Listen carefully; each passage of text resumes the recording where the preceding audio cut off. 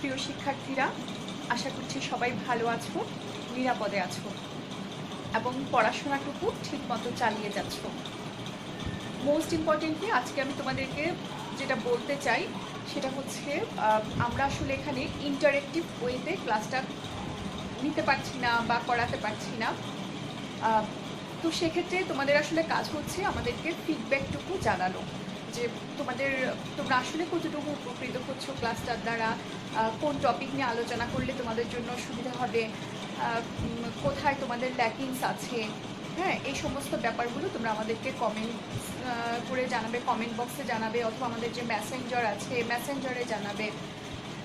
আরেকটা কথা হচ্ছে নেক্সট উইকে ঈদুল ফিতর উপলক্ষে তোমাদের ক্লাস বন্ধ থাকবে। 30 তারিখ থেকে যথারীতি তোমাদের ক্লাসগুলো ইনশাল্লাহ আবার আমরা কন্টিনিউ করব।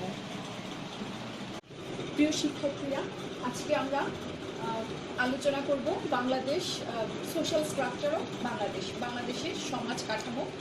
এই বিষয়টি নিয়ে আমরা আলোচনা করব। এখানে চ্যাপ্টার 2 নিয়ে আজকে আমরা আলোচনা করব, ফিউডালিজম।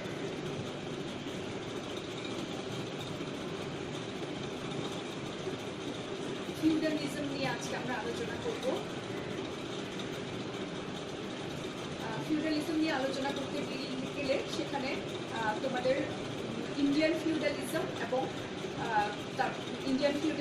এবং যে প্রাচ্য এবং পাশ্চাত্যের সামন্তবাদের মধ্যে কিছুটা পার্থক্য আছে। হ্যাঁ, আজকে আমরা ইউরোপিয়ান ফিউডালিজম এবং ইন্ডিয়ান ফিউডালিজম, দুটো ফিউডালিজমের নিয়েই কথা বলবো। তাহলে আজকে আসবো আমরা প্রথমে ইউরোপিয়ান ফিউডালিজম নিয়ে কথা বলি। তোমরা নিশ্চয়ই কার্ল মার্ক্সের সমাজ বিকাশের যে 5টি ধাপ আছে সেই ধাপগুলো সম্পর্কে অবগত আছো।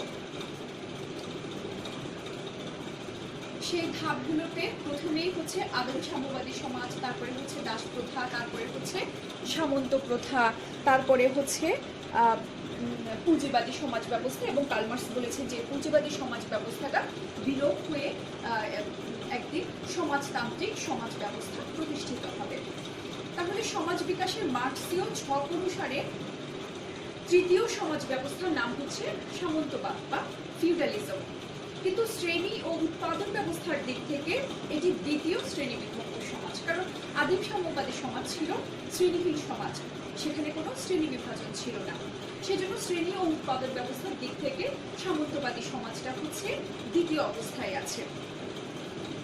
আমরা দাস প্রথার আদর্শ নমুনা হিসেবে প্রাচীন গ্রিসের সমাজ ব্যবস্থাকে যেমন গণ্য করি, তেমনি সামন্তবাদের আদর্শ নমুনা হিসেবে পশ্চিম ইউরোপের বিভিন্ন দেশ যথা ফ্রান্স, ইংল্যান্ড, ইটালি এবং জার্মানিতে বিদ্যমান সামন্তবাদকে বিবেচনা করে থাকি। এখানে উল্লেখ্য যে ফ্রান্সের সামন্তবাদ সিগনিয়র, সেখানে সামন্ত প্রভুরা অধিকার ভোগ করত। পক্ষান্তরে ইংল্যান্ডের সামন্তবাদকে ম্যানোরিয়াল বলা হয়। ইংল্যান্ডের সামন্তবাদকে কি বলা হয়? ম্যানোরিয়াল। আজকে আমরা পড়বো ম্যানোরিয়াল সিস্টেম সম্পর্কেও পড়বো। ইংল্যান্ডের সামন্তবাদকে বলা হয় ম্যানোরিয়াল। ম্যানোর শব্দের অর্থ হচ্ছে খাস জমি। ম্যানোর শব্দের অর্থ একটি গ্রামীণ সম্প্রদায় যার ভিত্তিতে সামন্ত খামার গড়ে ওঠে। অন্যদিকে ইটালির সামন্তবাদের ভিত্তিমূল ছিল ল্যাটিফান্ডিয়া। ল্যাটিফান্ডিয়া হচ্ছে তোমার ইটালির সামন্তবাদের ভিত্তিমূল ছিল ল্যাটিফান্ডিয়া। ইটালিয়ান ফিউডালিজমের ভিত্তিমূল ছিল ল্যাটিফান্ডিয়া এবং জার্মানির সামন্ততন্ত্র ছিল মার্ক্স ভিত্তিক। যদিও উপরোক্ত বিভিন্ন দেশের সামন্তবাদকে বিভিন্ন নামে চিহ্নিত করা হয়েছে, কিন্তু আসলে মৌলিক কোনো পার্থক্য নেই এসব সামন্তবাদগুলোর মধ্যে। নিচে সামন্তবাদের মূল ভিত্তি কিন্তু একটাই। এখানে ভূমিকে কেন্দ্র করেই হচ্ছে ভূমির মালিকানাকে কেন্দ্র করেই হচ্ছে ব্যক্তিগত মালিকানা গড়ে উঠেছিল। ভূমিকে কেন্দ্র করে সমাজ ব্যবস্থা, অর্থনৈতিক ব্যবস্থা আবর্তিত হতো। সামন্তবাদের সংজ্ঞায় আমরা বলতে পারি যে সমাজ বিকাশের ধারায় ইউরোপে এক বিশেষ ধরনের আর্থসামাজিক ও রাজনৈতিক ব্যবস্থার আবির্ভাব ঘটে, যার নাম সামন্তবাদ বা সামন্ত প্রথা।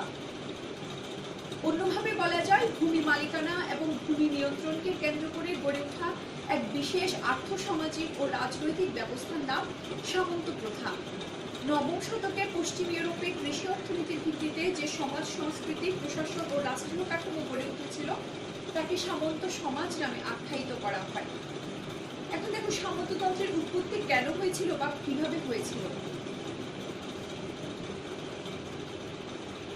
তোমরা নিশ্চয়ই জানো যে কৃষি নির্ভর সমাজে ভূসম্পত্তির মালিক হতে পারলে সামাজিক জীবনে গুরুত্বপূর্ণ ভূমিকা গ্রহণ করা যায়। সমাজের মধ্যে এই অনুভূতি দেখা দিয়েছিল। তখন সামন্ততন্ত্রের উৎপত্তি ঘটেছে। সামন্তবাদের মূল লক্ষ্যই ছিল সমাজের শক্তিশালী মানুষ দুর্বল মানুষকে সাহায্য করবে, আর সমাজের দুর্বল মানুষগুলো সমাজের শক্তিশালী মানুষকে সেবা করবে। এই পারস্পরিক নির্ভরশীল নীতির উপর সমাজে ভূসম্পত্তির মালিক দুর্বল বা ভূমিহীন ব্যক্তিদের কৃষিকাজ করার জন্য জমি ঋণ দিত। সমাজে যারা বৃহৎ জমির মালিক তারা ক্ষুদ্র জমির মালিকদের ভূমি দান করত। যারা দান গ্রহণ করত তারা মালিকদের বশ্যতা স্বীকার করত এবং মালিকদের বিপদে যুদ্ধ বিগ্রহে সৈন্য দিয়ে সাহায্য করত। বৃহৎ জমির মালিক যিনি ক্ষুদ্র জমির মালিককে জমি দান করতেন তাকে লর্ড বা প্রভু নামে অভিহিত করা হতো। যিনি গ্রহণ করতেন তাকে বলা হতো ভ্যাসেল। যে জমি লর্ড কর্তৃক ভ্যাসেলকে দেওয়া হতো তাকে বলা হতো ফিফ বা ফিউড। এবং পরবর্তীকালে এই ফিফ বা ফিউড থেকেই হচ্ছে ফিউডালিজম শব্দটির উৎপত্তি হয়েছে। ফিউডালিজম শব্দটির উৎপত্তি হয়েছে ফিফ বা ফিউড, ফিফ বা ফিউড এই শব্দ থেকে। হ্যাঁ, তাহলে দেখো, আমরা দেখছি যে এখানে কারা ছিল? লর্ড, ফিউডাল লর্ড ছিল। সামাজিক শ্রেণীগুলো কেমন ছিল? ফিউডাল লর্ড বা সামন্ত প্রভু, তারপরে ছিল ভ্যাসেল, ছিল সার্ফ বা ভূমিদাস, সার্ফ বা ভূমিদাস।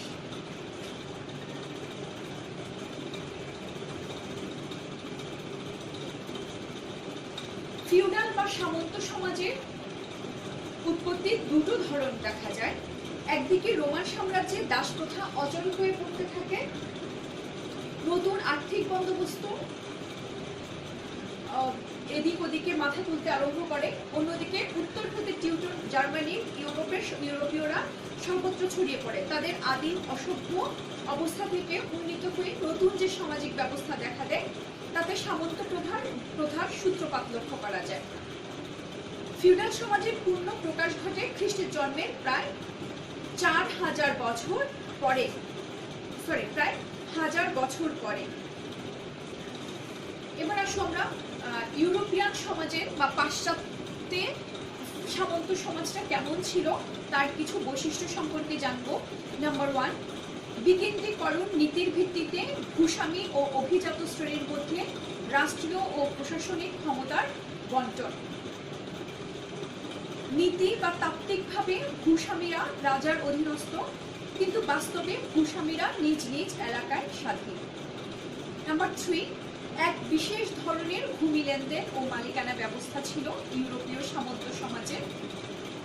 নাম্বার 4, সামাজিক শ্রেণীসমূহের মধ্যে দায়িত্ব কর্তব্য দেনা পাওনার এক চুক্তি সম্পর্ক, যেখানে সবল দুর্বলকে রক্ষা করবে এবং দুর্বল সবলকে সেবা করবে। নাম্বার 5, এক বিশেষ ধরনের সামরিক ব্যবস্থা। নাম্বার 6, কিছু বিচার আচারের প্রহসন ব্যবস্থা।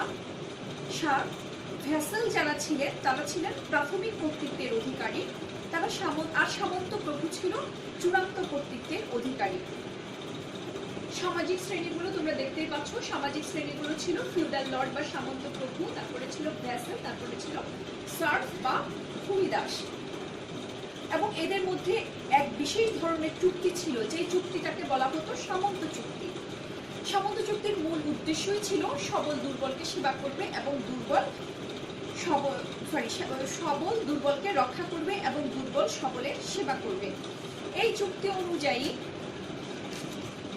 অনুযায়ী ফিউডাল লর্ডের কিছু দায়িত্ব ছিল ভ্যাসেলদের প্রতি, আবার ভ্যাসেলদেরও কিছু দায়িত্ব ছিল ফিউডাল লর্ডদের প্রতি। ভ্যাসেলদের কি দায়িত্ব ছিল ফিউডাল লর্ডদের প্রতি?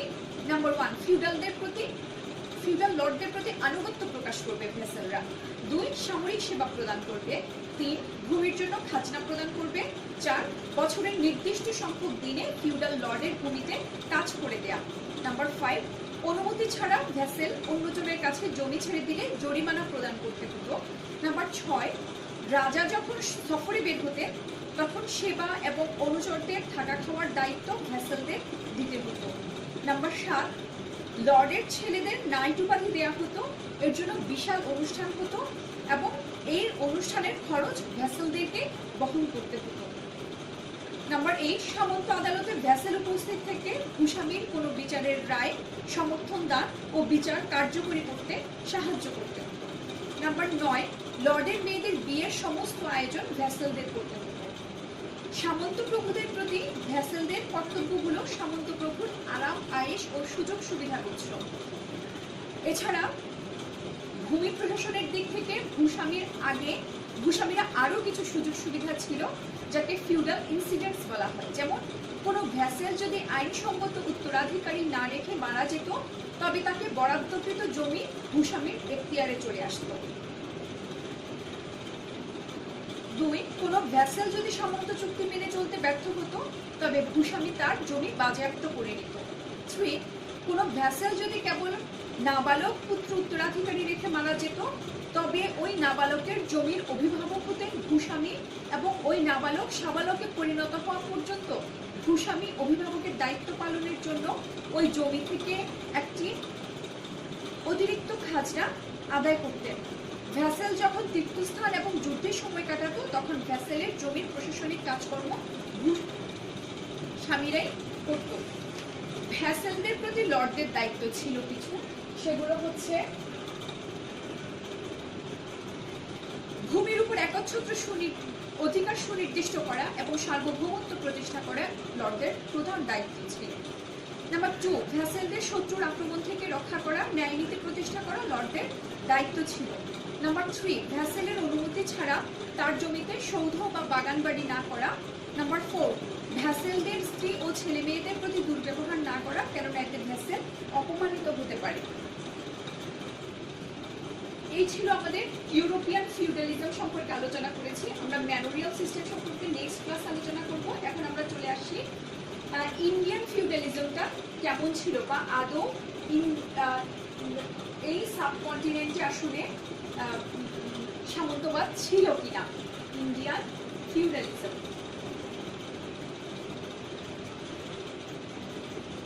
ভারতীয় সামন্তবাদ। প্রাচীনকালে ও মধ্যযুগে ইউরোপে যে সামন্তবাদের উৎপত্তি হয়েছিল তা প্রাচ্যের দেশগুলোর সাথে বিশেষ করে ভারতবর্ষের সামন্তবাদ হতে কিছুটা স্বতন্ত্র। ভারতের সামন্তবাদ গড়ে উঠেছিল কিনা তা নিয়ে মতানৈক্য রয়েছে। একদল লেখক মনে করেন যে ভারতবর্ষে বিশেষ করে মুঘল সাম্রাজ্যের শাসন ব্যবস্থায় সামন্তবাদের উপস্থিতি অনুভব করেনি। আরেক দল ভারতীয় শাসন ব্যবস্থায় মানসবদারি, জায়গিরদারি, জমিদারি, রায়ত, তালুকদারি ইত্যাদি প্রথা বিশ্লেষণ করে K.S. Shalbhankar বলেন, Indian feudalism remained fiscal and military in character. It is not manorial. অর্থাৎ ভারতীয় সামন্ততন্ত্র বৈশিষ্ট্যের দিক থেকে সামন্তবাদী ছিল না, ছিল খাজনা সম্পর্কিত এবং সামরিক। তবে নাজমুল করিম স্যার দুটি শর্তে সর্বভারতীয় সমাজকে সামন্ততান্ত্রিক সমাজ বলে আখ্যা দিয়েছেন। প্রথমত, সামন্ত প্রথা বলতে যদি এমন একটি সমাজ সংস্কৃতিকে বোঝায় যেখানে ভূমিসত্ত্বই হচ্ছে রাজনৈতিক ও অর্থনৈতিক ক্ষমতার ভিত্তি, তাহলে সামন্ত প্রথা শুধু পাশ্চাত্যেই ছিল এমনটি বলার কোনো কারণ নেই, ভারতীয় ওই অর্থে সামন্ত প্রথা ছিল। দ্বিতীয়ত, পাশ্চাত্য সামন্ত প্রথার সব বৈশিষ্ট্যই ভারতীয় সমাজে প্রযোজ্য হতে হবে এমনটিও ভাবা ঠিক নয়। এই বৈশিষ্ট্যগত পার্থক্য মনে রেখেই শুধু ভারতীয় সমাজে সামন্ত প্রথার প্রকৃতি বুঝতে হবে। নিচে ভারতীয় সমাজের সামন্তবাদ সম্পর্কে আলোচনা করা হলো। ভারতীয় সামন্তবাদের যে মূল ভিত্তি ছিল তা হচ্ছে সামন্তবাদের যে তিনটা মূল ভিত্তি ছিল। নাম্বার 1, স্বনির্ভর গ্রাম সমাজ ও যৌথ পরিবার ব্যবস্থা। আমি একটু বোর্ডে লিখছি। নাম্বার 1, যে মূল ভিত্তি ছিল ভারতীয় সামন্তবাদের যে মূল ভিত্তিগুলো ছিল, নাম্বার 1 স্বয়ংসম্পূর্ণ গ্রাম সমাজ ও যৌথ পরিবার ব্যবস্থা, অর্থাৎ সেলফ সাফিসিয়েন্ট কমিউনিটি ভিলেজ এবং জয়েন্ট ফ্যামিলি সিস্টেম। নাম্বার 2 বর্ণপ্রথা। নাম্বার 3 ভূ সম্পত্তিতে ব্যক্তিগত মালিকানার অনুপস্থিতি, সেলফ সাফিসিয়েন্ট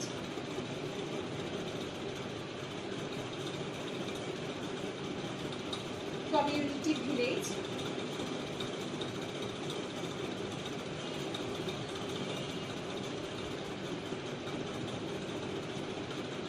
তারপরে ছিল জয়েন্ট ফ্যামিলি সিস্টেম।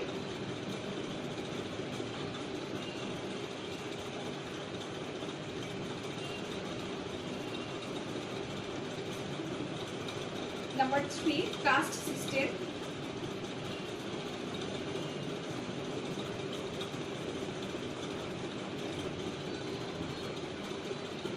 স্বয়ংসম্পূর্ণ গ্রাম সমাজ ব্যবস্থা, এখানে যে গ্রামগুলো ছিল সেগুলো ছিল ক্ষুদ্র ক্ষুদ্র প্রজাতন্ত্রের মতো এবং প্রয়োজনীয় সকল ব্যাপারে তারা স্বয়ংসম্পূর্ণ ছিল।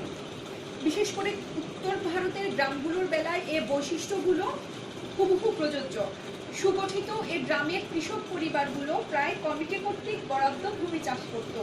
গ্রাম কমিটিকে অথবা স্থানীয় খাজনা আদায়কারীকে খাজনা দেওয়ার বিনিময়ে গ্রাম সম্প্রদায়ের মানুষ বংশ পরম্পরায় ভূমি চাষ করতে পারত। গাভী পোষার কারণে হালের বলদ কৃষকের বাড়িতে পাওয়া যেত। কৃষি যন্ত্রপাতির একটি অংশ যেমন লোহার হাতিয়ার গ্রামীণ কামার তৈরি করত, বাঁশ এবং কাঠের যন্ত্রপাতি নিজেরা অথবা গ্রামীণ সুতোর তৈরি করত। এখানে বিনিময় মাধ্যম ছিল দ্রব্য। বিভিন্ন পেশাদার গোষ্ঠীর দেনা পাওনা শস্যে বা কৃষিজ কোনো দ্রব্যে পরিশোধ করা হতো। যেহেতু গ্রামগুলো ছিল স্বয়ংসম্পূর্ণ সেহেতু বহির্বিশ্বে তেমন কিছু আনতে হয়নি। আর এই সময় যোগাযোগের মাধ্যম ছিল পালকি, গরুয়া, ঘোড়ার গাড়ি এবং নৌকাই ছিল সে যুগের যানবাহন। স্বয়ংসম্পূর্ণ গ্রাম সমাজ ব্যবস্থা সম্পর্কে স্যার চার্লস ম্যাটক্যাফে বলেছেন,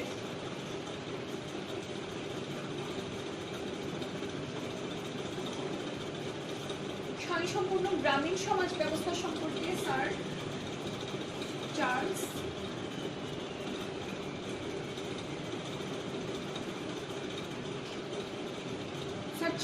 ম্যাটক্যাফে বলেছেন সেখানকার গ্রাম সম্প্রদায়গুলো ছিল ক্ষুদ্র ক্ষুদ্র প্রজাতন্ত্রের মতো। রাজ্যগুলোর প্রয়োজন মেটানোর সবকিছুই তাদের ছিল। এর জন্য বাইরের সঙ্গে কোনো লেনদেনমূলক যোগাযোগের প্রয়োজন হয়নি। যেখানে অন্য কোনো কিছুই টিকে থাকে না সেখানে গ্রাম সম্প্রদায়গুলো টিকে থাকে। রাজবংশের পর রাজবংশের পতন ঘটে, বিপ্লবের পর বিপ্লব আসে, হিন্দু, পাঠান, মারাঠা, শিখ, ইংরেজ একের পর এক ক্ষমতায় আসে, কিন্তু গ্রাম সম্প্রদায়গুলো অপরিবর্তিত থেকে যায়। অন্যদিকে পরিবারগুলো ছিল প্রায় যৌথ সংগঠন। যৌথ পারিবারিক ব্যবস্থায় তারা যে জমি চাষ করত ও হস্তচালিত শিল্পের কাজ করত তাদের মধ্যে একটি সমষ্টিগত চিন্তায় কাজ করেছে। যৌথ পরিবারের অস্তিত্ব এখানে গৌণ, এমন সব পরিবারের ব্যক্তির আলাদা সত্তা নেই, ব্যক্তি ছিল পরিবারের অবিচ্ছেদ্য অংশ। বর্ণপ্রথা, ভারতীয় জাতি বর্ণ প্রথায় লক্ষণীয় যে সমাজে এক একটি জাতিবর্ণ এক একটি পেশাদার সামাজিক গোষ্ঠী যার সদস্যরা বংশ পরম্পরায় পৈতৃক পেশা অবলম্বন করে। অর্থাৎ জাতি বর্ণ প্রথার একটি মূল বৈশিষ্ট্য হচ্ছে এখানকার লোকেরা বংশ পরম্পরায় উত্তরাধিকার সূত্রে তারা একই পেশা গ্রহণ করত। এতে এক একটি জাতিবর্ণ তাদের স্ব স্ব পেশায় ক্রমশ দক্ষ ও পারদর্শী হয়ে ওঠে। এটি এক ধরনের সামাজিক শ্রম বিভাজনও বটে। বিভিন্ন পেশাদার গোষ্ঠী স্ব স্ব পেশার কাজে নিয়োজিত থেকে সমাজে স্বয়ংসম্পূর্ণতা রক্ষা করে। প্রধান প্রধান কয়েকটি পেশাদার গোষ্ঠী ও তাদের কাজের কথা উল্লেখ করলেই দেখা যাবে যে জীবনের মৌলিক ও অন্যান্য প্রয়োজন মেটানোর ব্যবস্থা গ্রাম সম্প্রদায়ে বর্তমান ছিল। কামার, লোহা দ্বারা কৃষি যন্ত্রপাতি থেকে শুরু করে গৃহের ব্যবহার্য অনেক লৌহ নির্মিত দ্রব্য সামগ্রী সরবরাহ করত। কুমোর হাড়ি পাতিল তৈরি করত। এই পেশা পরিবর্তন করা প্রায় অসম্ভব ছিল। সামাজিক মূল্যবোধ এতে বাধা দিত। ভূ সম্পত্তিতে ব্যক্তিগত মালিকানার অনুপস্থিতি, ভারতীয় সামন্ত প্রথায় ভূমিতে ব্যক্তিগত মালিকানা ছিল না। সম্পত্তির ধারণা ছিল পাশ্চাত্য থেকে আলাদা। সম্পত্তিতে ব্যক্তিগত মালিকানার ভিত্তিতে পাশ্চাত্যের ন্যায় কোনো অভিজাত শ্রেণী এখানে গড়ে ওঠেনি। প্রাক ব্রিটিশ ভারতীয় সমাজের এটি এক সাধারণ বৈশিষ্ট্য। হিন্দু, বৌদ্ধ বা মুসলমান শাসন আমলে তথা প্রাচীন ও মধ্যযুগের ভারতীয় সমাজের ভূমিতে কোনো ব্যক্তিগত মালিকানার অস্তিত্ব ছিল না। ভারতীয় সমাজে রাষ্ট্র সমুদায়ের ভূসম্পত্তির মালিক ছিল। এখানে রাজা তাত্ত্বিকভাবে জমির মালিক ছিলেন না, তাই তিনি ভূমির দান বা বিক্রয় করতে পারতেন না, কিন্তু তিনি জমির খাজনা আদায় করতেন। সম্রাট বা রাজা জমি বন্দোবস্ত দিতেন না, এদের নির্দিষ্ট এলাকায় খাজনা আদায় করার ক্ষমতা দিতেন মাত্র। যারা ইজারাদার, ওয়াদেদার ছিলেন তারা কি করতেন, নির্দিষ্ট এলাকায় খাজনা তোলার অনুমতি পেতেন মাত্র। এর বিনিময়ে প্রাপ্ত খাজনার একটি কমিশন তারা লাভ করতেন। এখানে উল্লেখ্য যে ভারতীয় সমাজে জমিদারির ধরন প্রকৃতি বিভিন্ন রকমের ছিল।